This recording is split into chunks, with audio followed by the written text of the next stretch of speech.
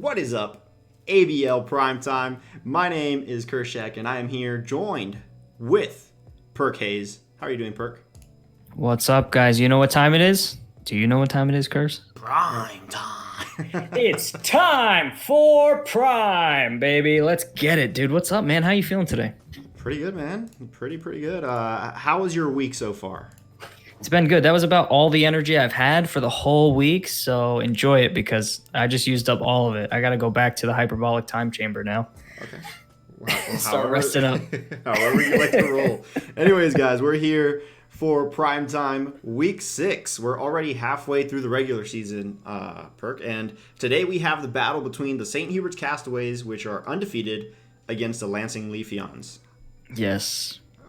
How are you feeling about this matchup? Excited. The St.Huberts Castaways have kind of been on a rampage. Yeah. Like the whole season. Mm-hmm. And the Lansing Leafeons have also been in their own right on a rampage. Mm-hmm. Which, recently not so much the case, but so I mean, these are two of the best teams in the league going head to head, and a chance for an undefeated team to take a loss. So that's always exciting. This is always exciting. Now, if you guys are new here, just tuning in for the first time, this is the ABL, a doubles draft league. I think one of the first actually well structured. I say well because I'm biased, but you toot that horn, toot it. One of the only doubles draft league currently going down, Wi-Fi draft league, that then later in playoffs shifts over to a VGC style best 2 out of 3 play style. Yes. So it's the best of both worlds, draft and official VGC format kind of meshed together. If you guys are watching on YouTube, this has been live probably 2 days ago, a day ago, a week ago, a month ago, depending on when you're watching this. You guys can watch Primetime live every Wednesday while we're in season on twitch.tv/PokemonABL. And if you're watching on YouTube, just make sure to like, comment, subscribe, and you'll watch more PokemonABL content. Also, if you guys have missed any of the matches from any of the weeks, last week, the week before, anytime from week 1 all the way up to now, week 5 going on to week 6, there is an official playlist in the PokemonABL YouTube channel that you guys can just tune in and watch every single coach's upload for battles, of course. And you guys can just sit back. There's over 20 videos, 50 videos maybe. I don't know how to calculate. It's 18 coaches times 6 weeks. Quite a bit. Right? Yeah. There's got to be at least 30-something, 40 videos in there. Way more than that. That's 18. That's 2 weeks worth if it's 30-something. It's about 100 videos for you guys to watch. So definitely a lot of content there from a lot of talented creators. And we're excited to talk about this week and the first battle of this week and what happened last week. Yes. About my loss. Spoiler warning.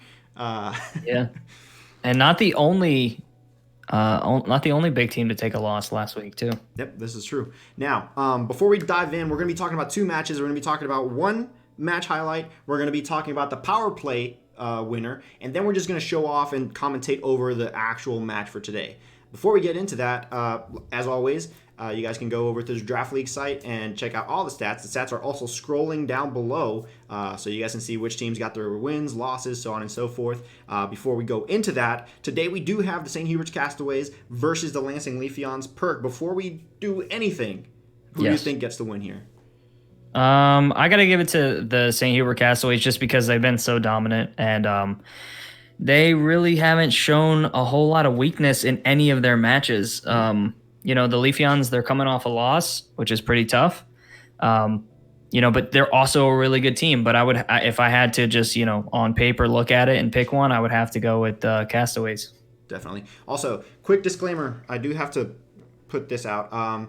This video or this battle is actually in a video form. They have already battled. We have not watched the video. I have not watched it. Perk has not watched it. So we will be commentating it. It's not live yet either. So this video is currently unlisted. No one has seen it. We're going to be playing it without any audio. So that way you guys still have to watch it to get the actual perspective from that coach.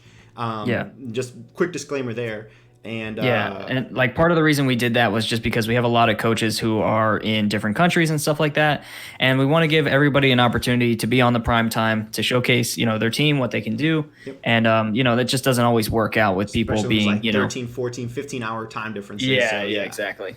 Without any further delay, let's start breaking down the first few matchups here that we have, and I think the first match we actually have, if I could pull up my screen, which I have no idea why it's not displaying, there we go, is the Maryland Torterrapins versus the Copenhagen Canines, which the Maryland Torterrapins picking up for the Slovenia Slowbros.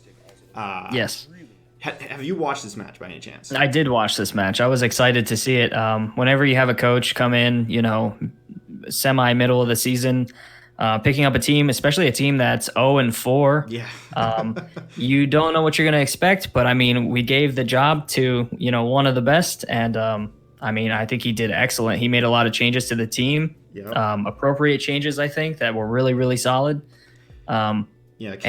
Kelly being a fantastic, and you can tell, like, such a smart battler. The moment he picked up the team, he said, okay, well, most of this does not fit my play style. I don't know what the other coach was trying to do. I'm going to drop this, and this, pick up these other Mons. Mons like Clefairy. Just picked up Clefairy, dropped, obviously, the Growlithe, which it was always questionable, and said, you know what, my Dynamax captain is going to be one of the most versatile Pokemon that are in this team, which is the Silvally, which can be any type. And then coming into this battle, leading off with that Silvally, Clefairy being such a threat, and even more of a threat now that Home is out, and we'll get into that before we get into our battle. It's very interesting to see how dominant he came in, opening up with a 0-4 team. Like, he had to pick a team that wasn't even his, and he had to get comfortable with it and just come in and know exactly what he wanted to do.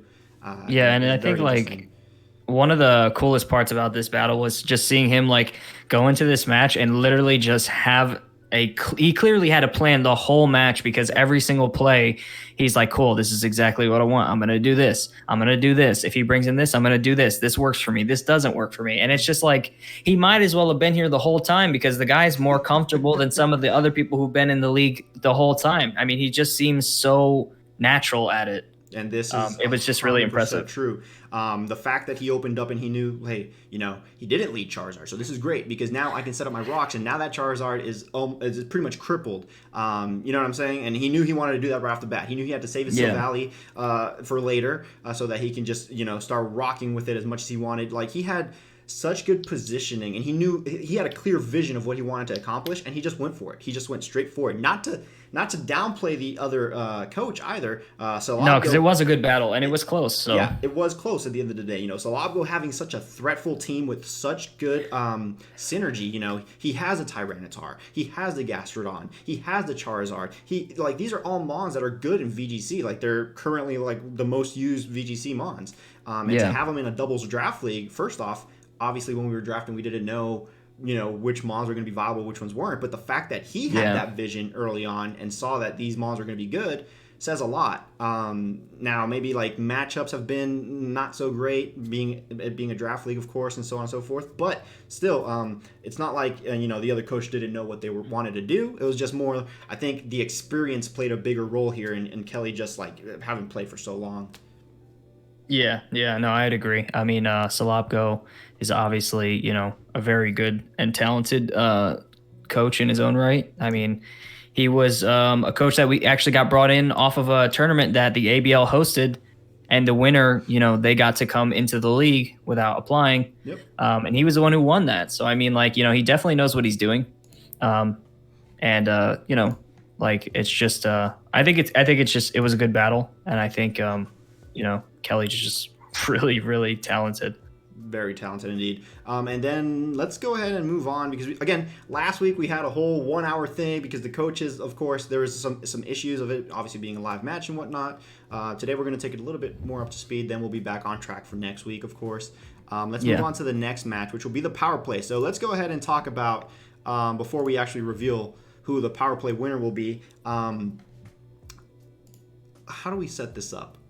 Basically, this coach is a coach that also just came in, picking up another team and has dominated in their own way. They know what they want to do. They said, hey, this team kind of works kind of my way. And for the things that don't work, they find a solution either mid-match or, next match. They learn from their experience. So, again, I think they're more than deserving of this. I don't know if you have anything else to add before we reveal this coach.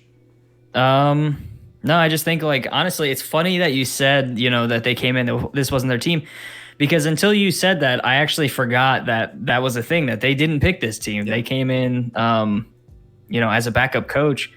And I mean, I guess honestly, it just makes them all the more deserving of this, I think.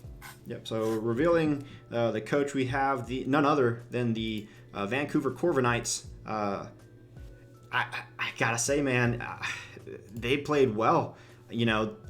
Breaking an undefeated streak right here. The Lansing Leafeons being undefeated to this point, and then the Vancouver Corviknights moving from their division over to the Alpha division. And the whole division thing, it's always scary because you don't know. Like, you're always in the back of your mind, like, do I really rank up with these people? Do I not rank up with these people? Their team looks really scary. I don't know what their play style is. I'm used to playing with my division coaches. And then moving on to a different division and just being able to still position yourself and be confident in what you want to do with your Pokemon. You know what I mean? Knowing what strategy to do. Having, for example, for SVT here, having the Ditto and saying, you know what, let me just save this. Not bringing it out right away and letting that Corviknight set up all the boosts first, and then sending in that Ditto when it was low on health and just basically like sealing the deal right there. Because I mean, that thing is scary, and it's just like, okay, I'll just go ahead and yoink. I'll take that. It's definitely like one of those things that you just always have to watch out for. He got me with that. He got him with that. I don't know that he's used it more than that, but like at the same time, it's like the times that he has utilized it, it's been completely dominant. Definitely. And, like you said, it's been working out for him, and looking at the Lansing Leafeons team here, the team that they brought, Corviknight usually, is a pretty good mon to set up with. Even in doubles, you have Scrafty. He gets Dragon Dance. Sure, he's an Intimidate mon. He can fake out, but he does get Dragon Dance, so that is an option on him. And then you look at mons like Diggersby. That thing can run Belly Drum if it has to. You know what I mean? So there's definitely like a good chunk of his mons here that's set up. And I'm pretty sure if you look at their draft, there's other mons that could potentially set up at just as well, maybe even better than these. So the fact that he comes in and he knows this is exactly what I want to do. I'm going to save this Ditto, which is always a great strategy. Even in singles, having that Scarf Ditto in the back is always good to just do exactly this. It's not rocket science, strategy, but the fact that he can remain calm under any sort of pressure, keep that Pokemon in the back, and not just prematurely send out the Ditto, which happens a lot, definitely puts him in the position to then just pick up the win later down the line. Well, yeah, because it's one of those things where it's a little scary when you have an enemy setting up on you and you want to send it in, you want to get that imposter off, but it's like if you just kind of let it, let it marinate a little bit. You know what I'm saying? Let it marinate a little bit longer. Don't freak out. Just chill. Yeah. No, give it another turn or two, and then bam, you got it. No, definitely. But again, very, very good game from SVT. Very good performance overall. I think all the coaches that have been winning power plays have in one way, shape, or form just performed well. It's not, and for those wondering how power plays work, it's not like the best player. It's not the best play of the week either. It's just overall, it's like a collective thing. A few weeks ago, players won it for overcoming a loss streak. You know what I mean?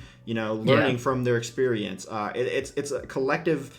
It's a collective prize rather than just a performance, like one-time performance prize. So again, congratulations to the Vancouver Corviknights. Obviously, we'll be in contact with you. Yeah.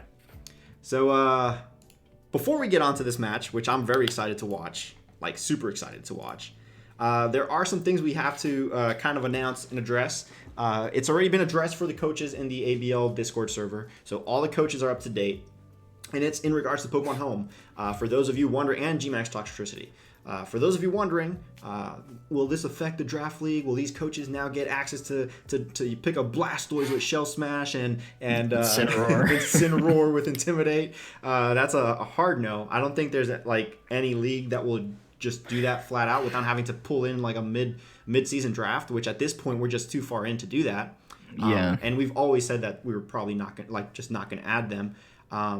So no, the new Pokemon coming in, the 35 unreleased Pokemon that are now available, are not going to be added into the season. So the coaches will remain with the Pokemon that are there, the draft Pokemon that are still available, the free agency. That's like maybe 10 Pokemon that are still available that are single stage evolutions. You got like Togepi, you got Oddish. I mean, there's some quality picks in there for sure if you go digging. So you still have those mons there intact. However, the only thing that has changed is the hidden abilities. for coach. So the new hidden ability, so like Pokemon like Swoobat, for example, I'll use my team. The Swoobat now gets access to Simple. I can use Simple, but it will cost me a transaction point to activate that ability. The main reason for this is because we want other coaches to be notified. Hey, he activated the ability so he can actually use it. That's just for preparation purposes. Just like for Gmax Toxtricity. Coaches that have Toxtricity in their team can opt to change their max captain to Toxtricity. It will cost them a transaction point as well, just like any other max captain change. The other thing that is not allowed, however, are transfer moves. So all those moves that are now accessible to a lot of mons. It's not just the mons that are coming in that are brand new, but the mons that are already in the game that you can actually transfer from old games now, get access to a lot of other moves as well. Those moves are not allowed. So Bisharp using Knockoff is not allowed. Clefable using Softboiled are not allowed. You know what I'm saying? Like Liepard using any of the moves that it gets is not allowed. Sableye using all of the millions of moves that it can use with Prankster is not allowed.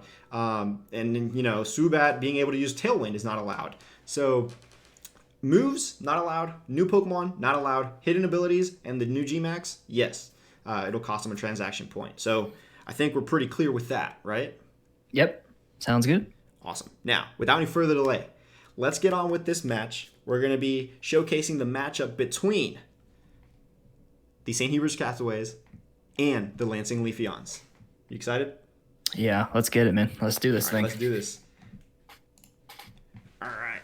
So, first things first, we notice here that I don't know whose side this is, but they're not selecting the rules, are they? Or are they? I'm just trying to make a play over on Kyle. Oh, when he beta. I think we're actually from the perspective of the Lansing Leafeons, if I'm not mistaken. Nick being on the left side, HPT being on the right. Yeah. All right, so just keep that in mind whenever we're commentating. All right, let's see what these guys brought. Okay. So this is HPT's side, actually. I don't know why I just displayed the other way around. Yeah, that's... All right, okay, perfect. yeah. But it looks like he's bringing his standard setup, pretty much the same thing he's been bringing, just about, minus maybe like one or two that he kind of swaps around. But this is his standard setup: Arcanine, Jellicent, Sylveon, Araquanid, Dusclops, and Machamp, with his two Trick Room setters being the Jellicent and the Dusclops. And then you have the Lansing Leafeons with another standard team. We've seen that Arctovish many times before. And yeah, the Grimmsnarl, the Corviknight, Scrafty. It's a pretty standard team on both sides, actually. So it's going to be very interesting to see how this plays out. Very interesting nicknames here on HPT's side. Like, you know, we got the Brexit deal. We have the funeral going on. But interesting to see that he's going to lead. I think he put down Sylveon. I missed that. Went a little bit too. He put down Arcanine. I know that. So what do you think that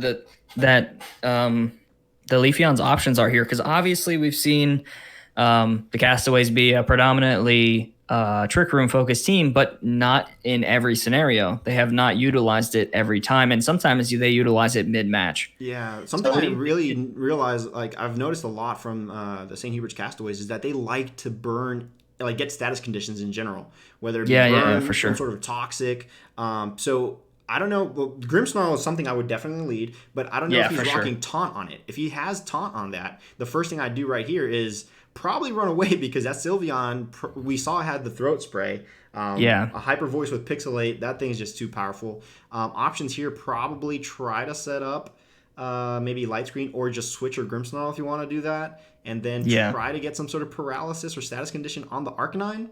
But I don't know, man. It's HPT just has such a good core of mons. Like, you put Sylveon out and Arcanine out together, most of the times you're not going to one-shot these mons. No. Like, not unless you've got, big damage and a super effective hit, then it's going to be kind of rough. So you see him set up the light screen there. There's a light screen. Obviously a good play, but kind of a risk too, because you never know when that Arcanine might go for that Flare Blitz.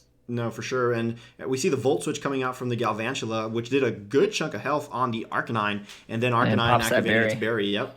Which is, again, HPT just knowing exactly what he wants to do and what he can and can't do. You could tell the amount of prep he puts into his teams.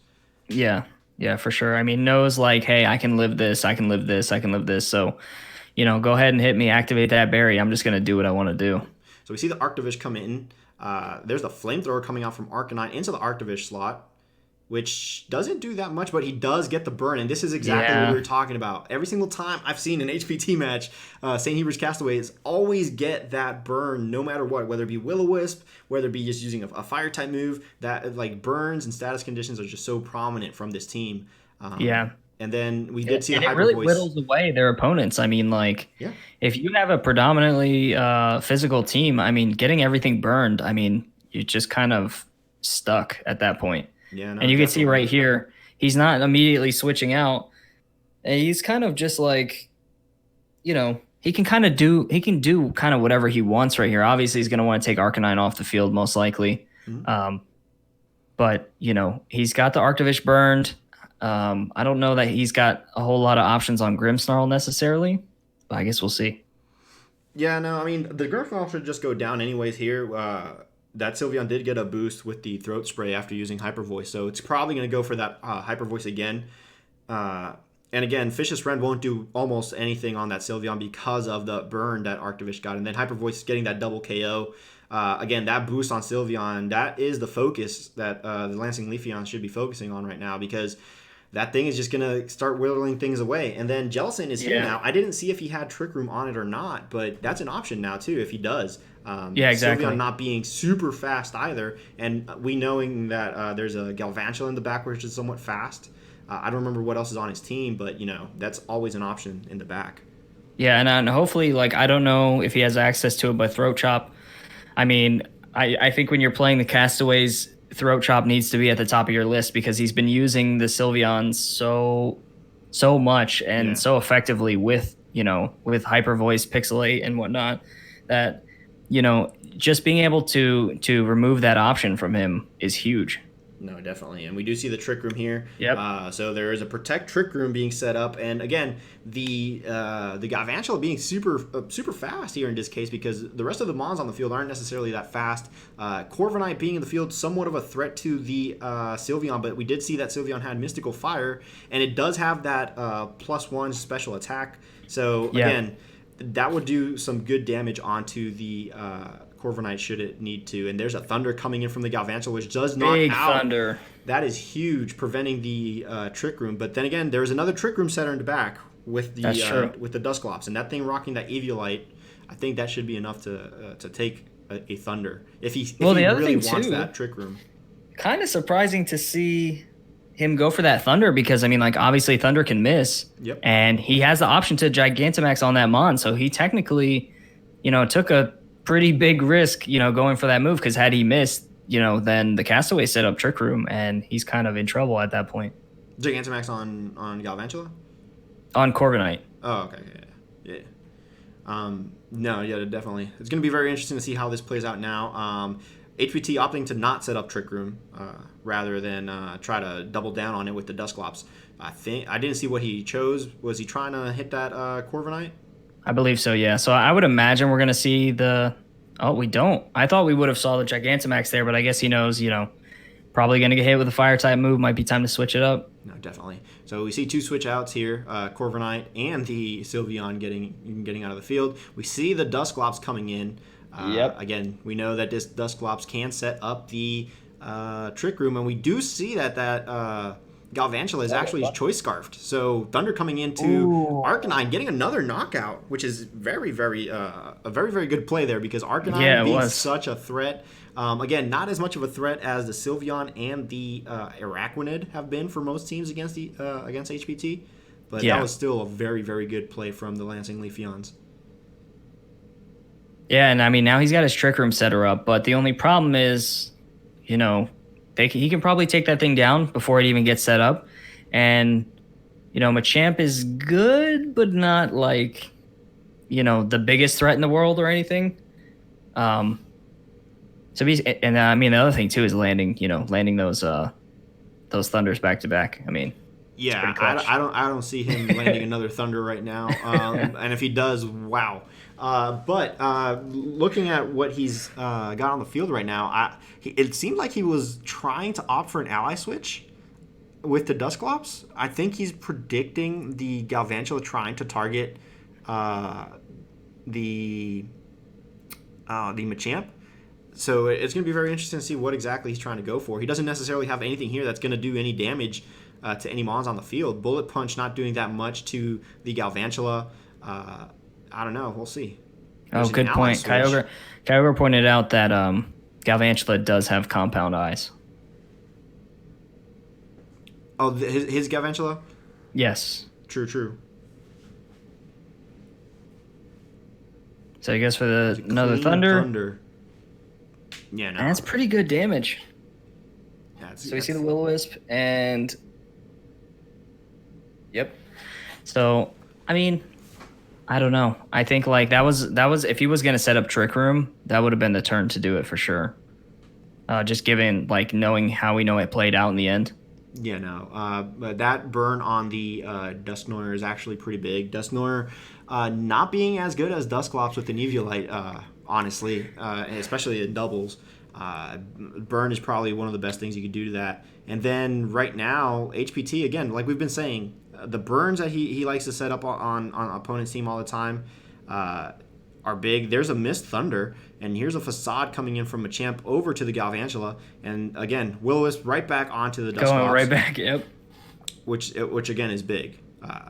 Because that'll whittle down that Dusclops little bit by bit. But here's the Trick Room. So now Galvantula is not going to be moving as fast as it is. So it's going to be interesting to see what he plays out here this next turn.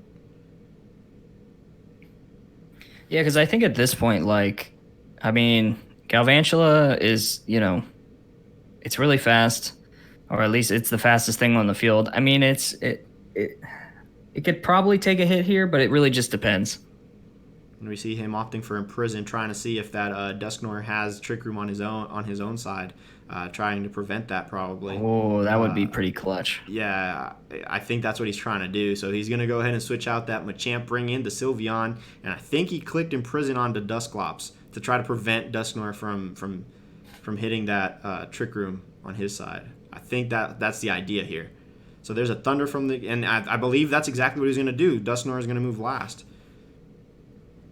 Oh, Sylveon just barely. Oh, man. He is prevented from using that Trick Room. Wow. Again, both these ghost types being burned. Yeah, definitely. That prediction was on point. Now, basically what... I'm curious to see what exactly HPT wants to do here. He seems to have more control over the match than the Lansing Leafeons, but momentum has definitely slowed down, like on both sides. Yeah, for sure. There's no one's really budging here right now. But that Sylveon with Pixelate right here, I don't know his spread. Not off the top of my head. I don't know if it's going to be slower than the Dusknoir, so that he could probably move faster under a Trick Room. But I'm not too sure. I don't think so, or I wouldn't think so personally. Yeah, another thing too is like right now, I mean. The Castaways, they've got one burn one mon that's on the verge of being knocked out, and then two in the back. Mm-hmm. And both teams still have their Gigantamax. Yep, and so we see the Shadow Sneak, which is a great play, taking out that Sylveon down to 3.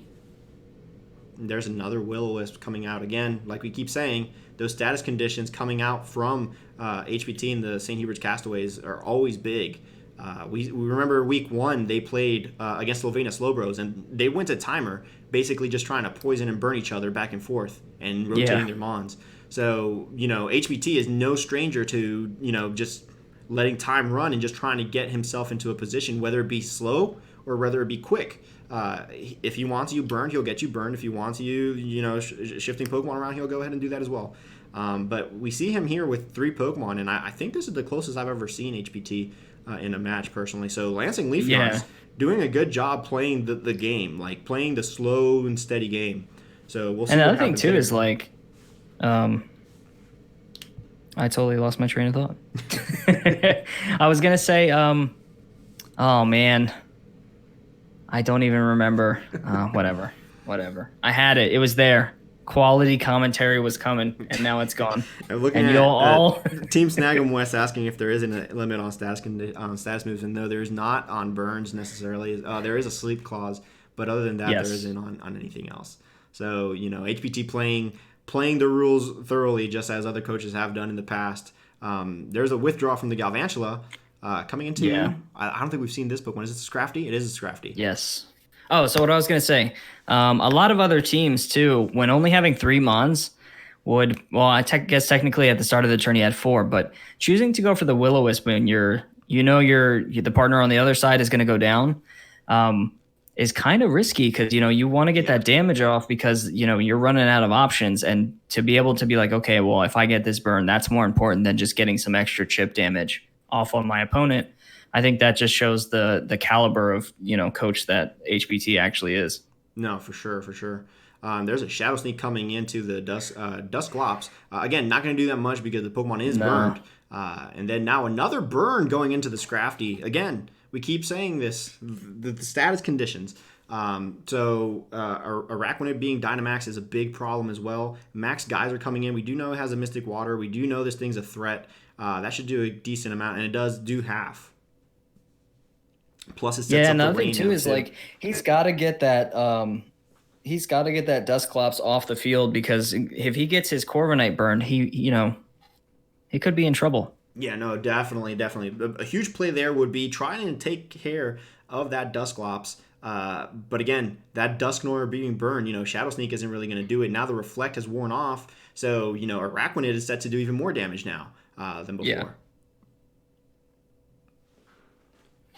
And again, HBT just checking to see status and everything to see what just exactly making sure, to do. Is that Reflect really gone? It's going to be interesting to see Ally Switch. Ally Switch does work when you're Dynamax. For those that might still be wondering, I mean, I've been one to use it for the first 2 weeks at least. So he definitely wants to control, have that redirection on the moves. Probably predicting that Dusknoir to probably go for Shadow Sneak on the Dusclops. Maybe trying to get that Ally Switch going so that he doesn't lose his Dusclops. Potentially, just trying to save that Dusclops for that Corviknight. But again, with that burn, he's running on a timer. Yep. And there's the Shadow Sneak. It does go into the Araquanid, like we said. And that was a critical.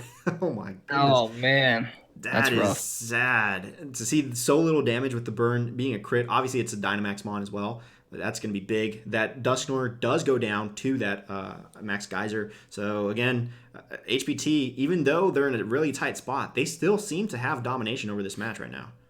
Yeah, for sure. I mean, because I think right now, the only thing he has left is to bring in Corviknight, if I'm not mistaken. I believe so. There might be.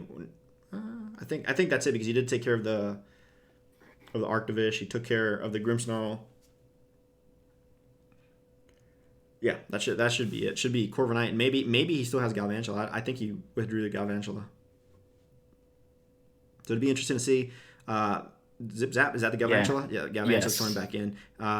He did run out of Trick Room as well, so Galvantula will be faster here than almost everything, right? Yeah, it should be faster than everything with the Scarf that we know that it has as well. So HBT probably going to try to take out.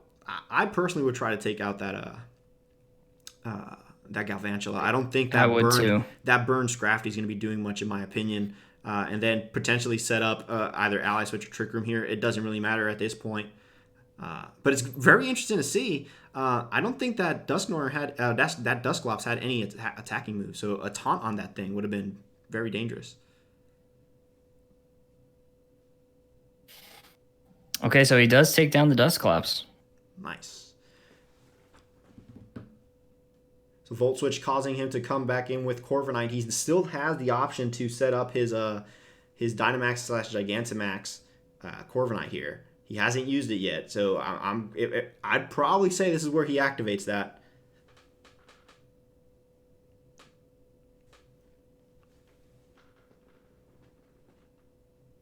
Okay, so we see the Max Geyser, and the only thing that is going to kind of suck here is that Corviknight's going to. Ooh, that was big. That really just having to switch in off that really sucks, because he had to bring in the Corviknight without it being Gigantamax, obviously. Mm-hmm. Had he been Gigantamax, I would assume he would have lived that hit, at least one. Yep. And now he's just kind of out of options. I mean, they're both in a really tight spot. It's going to be interesting to see it, but again, if that Scrafty wasn't burned, I think there'd be a little bit more of a chance. But again, Machamp could probably easily take care of the Scrafty.